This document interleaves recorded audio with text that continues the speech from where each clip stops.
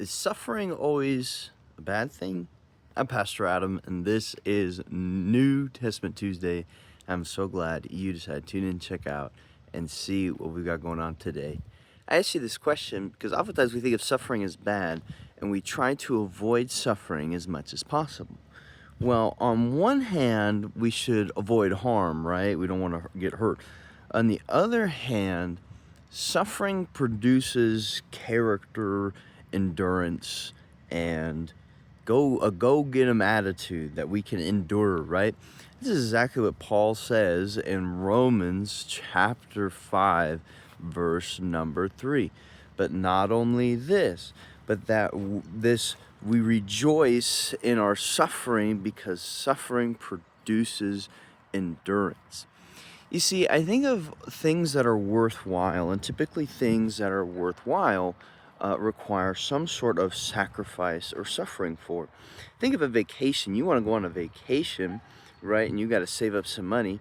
It's going to require you to sacrifice some things that you want in the now. What does this have to do with our faith?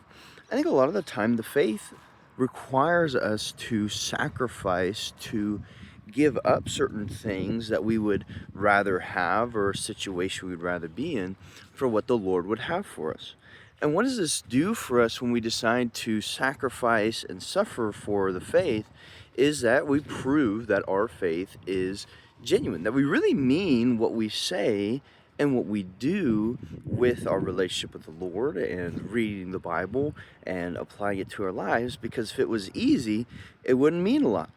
But if we have to suffer and strive and sacrifice, then it means that we care more about the Bible than whatever else it is in the passing pleasures, right? So today, what do I want you to know? What I want you to know is that sacrifice, suffering is not always a bad thing, but it can produce character, endurance, perseverance, the characteristics that are noble and good. I'm Pastor Adam. Go out and endure today, and I'll see you next time.